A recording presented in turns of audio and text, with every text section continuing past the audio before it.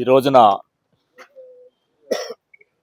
గౌరవ ఆంధ్రప్రదేశ్ ముఖ్యమంత్రి వర్యులు నారా చంద్రబాబు నాయుడు గారి సహకారంతో ముఖ్యంగా మన మంగళగిరి శాసనసభ్యులు ఈ రాష్ట్ర ఐటీ విద్యాశాఖ మంత్రులు యువగలం నేత నారా లోకేష్ బాబు గారి అన్నదండలతో వారి ప్రేరణతో మంగళగిరి నియోజకవర్గం భారతదేశంలోనే అభివృద్ధి, సంక్షేమం, ఉపాధి కల్పన, మౌలిక వసతుల కల్పనలో అగ్రస్థానంలోకి వెళ్ళబోతుంది.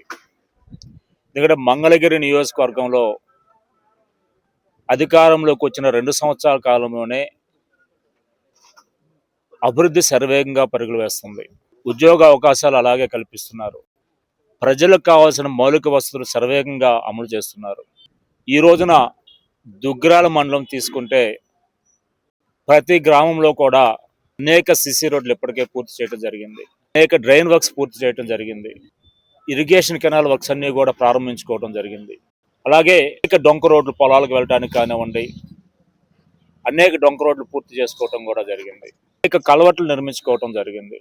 అలాగే ఏ ఊర్లో ఏ అవసరం ఉన్నా కూడా నాయకులు ప్రజలు అడిగిందే తడవగా నారా లోకేష్ బాబు గారు అది సీఎం రిలీఫ్ ఫండ్ కానివ్వండి, పెన్షన్స్ కానివ్వండి, అలాగే ఏ సహాయం కావాలన్నా కూడా శరవేగంగా అమలు చేస్తున్న ఘనత నారా లోకేష్ బాబు గారు చెందుతుంది. దుగ్గిరాల మండలం రేవేంద్రపాడు గ్రామంలో 5th ఫైనాన్స్ కమిషన్ నిధులు 36 లక్షలతోటి విలేజ్ హెల్త్ క్లినిక్ని మనం భూమి పూజ చేసుకోవడం జరిగింది. గ్రామానికి సంబంధించి ఇప్పటివరకు 2 సంవత్సరాల కాలంలో సుమారు ₹1 కోటి 7 సిసి రోడ్లు నిర్మించుకోవడం జరిగింది.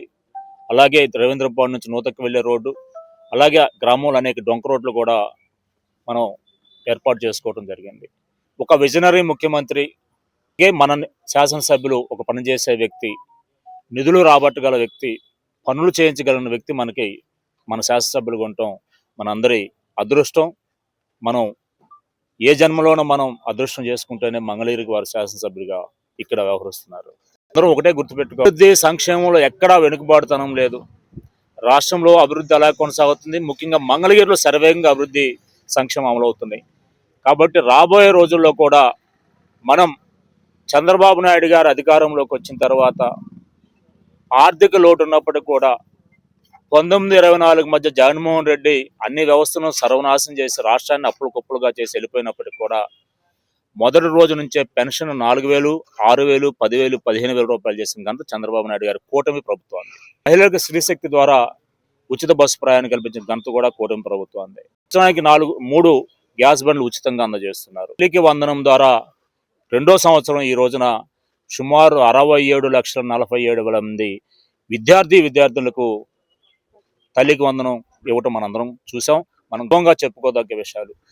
కూడా ఇప్పటికే గత సంవత్సరం కూడా ఆర్థిక సాయం జరిగింది, మరలా కూడా అది కొనసాగుతుంది. ఇలాంటి సంక్షేమ కార్యక్రమాలను ఈ రాష్ట్రం అమలు చేస్తున్న ఘనత చంద్రబాబు నాయుడు గారి కుటుంబ ప్రభుత్వాన్ని మన లోకేష్ బాబు గారికి చెందిన తెలియజేస్తూ మరలా కూడా కూటమి ప్రభుత్వం అధికారంలోకి రావాలి, మనందరం బాగుండాలన్నా, మన రాష్ట్ర భవిష్యత్తు బాగుండాలన్నా కూడా కూటమి ప్రభుత్వం ఎప్పుడు కూడా ఉండాలని చెప్పి మీరందరూ కూడా గుర్తుంచుకొని కుటుంబ ప్రభుత్వాన్ని బలం చేకూర్చాలని చెప్పి తెలియజేస్తూ అతను కూడా మనస్ఫూర్తిగా అభినందనలు తెలియజేస్తున్నాను.